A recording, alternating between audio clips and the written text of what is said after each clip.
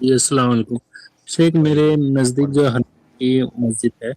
تو وہاں پہ تراویح ہوتی ہے، لیکن جو تراویح ہوتی ہے بہت اسپیڈ میں پڑھتے ہیں وہ سورہ فاتحہ بھی، اس کے بعد جو سورہ ملاتے ہیں بہت اسپیڈ میں، سمجھ بھی نہیں آتا ہے، تو من نہیں کرتا ہے کہ وہاں پہ پڑھنے کے لیے گھر پہ پھر تہجد کی نماز میں فجر سے پہلے پڑھ سکتا ہوں، یا پھر مجھے پڑھنا ہی چاہیے تراویح میں؟ دیکھیے، تراویح کی نماز ویسے بھی واجب تو ہے نہیں، تراویح کی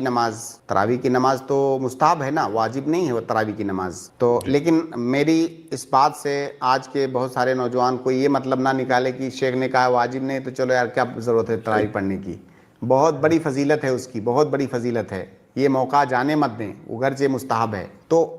خلاصہ یہ کہ واجب نہیں ہے، اگر آپ نہیں جاتے ہیں گھر میں پڑھ لیتے ہیں تو بھی آپ کی تراویح کی نماز ہوئی، وہ جو جماعت کا اجر ہے وہ آپ کو نہیں ملے گا، لیکن آپ کوشش کریں کہ جماعت سے پڑھیں، اس کا اجر زیادہ ہے۔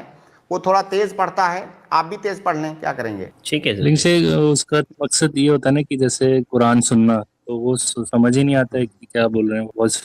بہت زیادہ فاسٹ ہوتا یہ بہت بڑا ہے، ایک مسئلہ طرح سے ہے اپنے یہاں ہندوستان میں، خاص طور سے غیر اہل حدیث مساجد جو ہیں، حالانکہ ابھی بہت ساری غیر اہل حدیث مدارس میں بہت اچھے سے قرآن پڑھنے لگے ہیں لوگ، کچھ سالوں سے الحمدللہ اصلاح ہو رہی ہے، لیکن ابھی بھی بہت سارے لوگ ایسے ہیں جو بالکل بلٹ ٹرین کی سپیڈ سے پڑھتے ہیں، اور اس میں قرآن پڑھنے سے زیادہ لگ رہا ہے کہ قرآن کے ساتھ کھلواڑ کر رہے ہیں۔ تو ایسا نہیں کرنا چاہیے، ان ائمہ کو، ان قراء کو اللہ تعالیٰ سے ڈرنا چاہیے۔ ایک ہی صفحہ پڑھیے لیکن قرآن کو قرآن کی طرح سے پڑھیے، اس کی بے حرمتی مت کیجیے۔ تو بہرحال یہ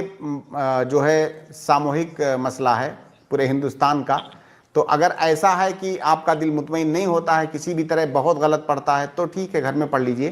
لیکن اگر وہ ٹھیک ٹھاک ایسا ہے کہ پڑھا جا سکتا ہے تو کوشش یہی کیجیے کہ جماعت سے پڑھیے۔ ٹھیک ہے، جی بہت شیخ۔ شکریہ، بارک اللہ فیکم۔